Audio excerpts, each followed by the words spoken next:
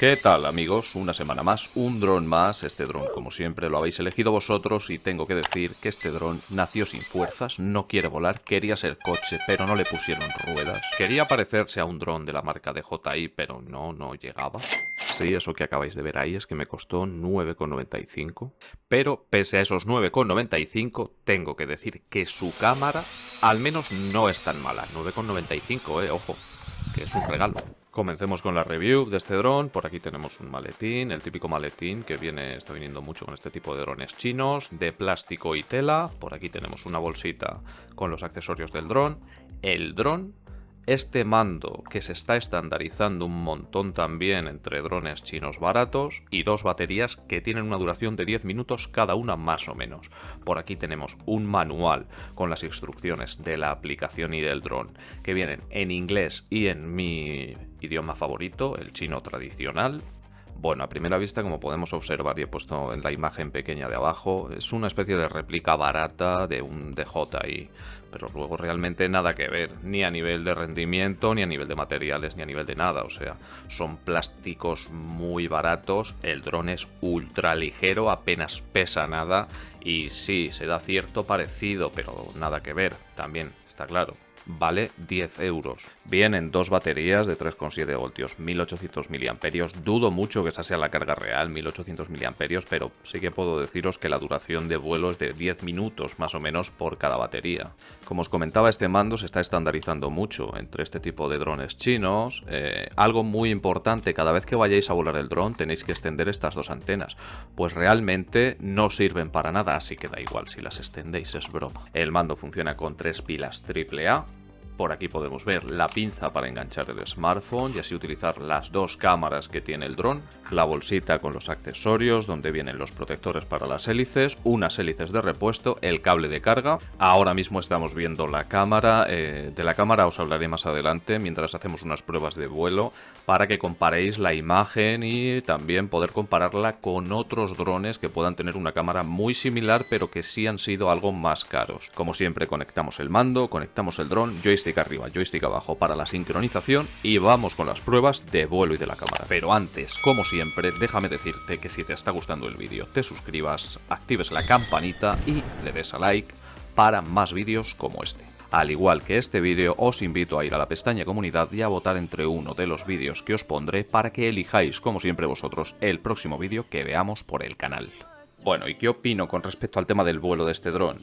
Pues que para lo que cuesta está fenomenal. O sea, es un dron muy barato y no responde tan mal. Se viene abajo, como hemos visto al principio del vídeo. A veces al intentar hacer la típica acrobacia en el aire, le cuesta mucho mantener la estabilidad en el aire y llega a tocar suelo, pero enseguida lo levantas otra vez. La cámara, para ser un dron, repito, tan barato, no se ve del todo mal.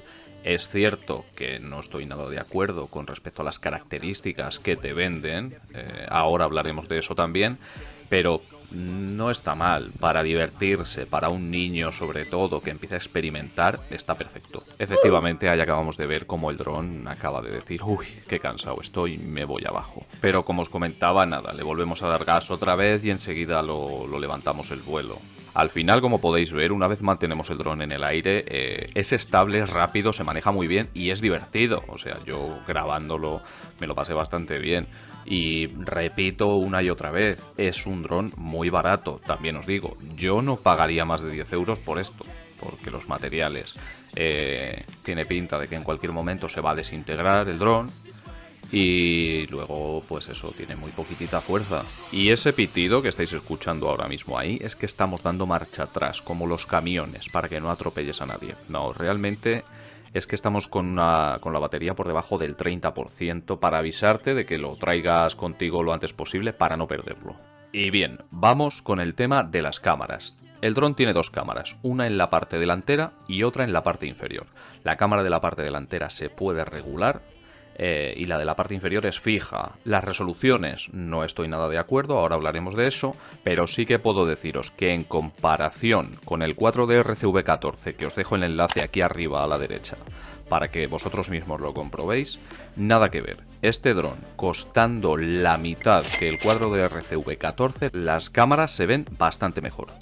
En la página web donde compramos este dron, las especificaciones de la cámara nos muestran que tiene una resolución de 1920 x 1080 con 25 fotogramas por segundo y una velocidad de bits de 47.501. O sea, no, nada.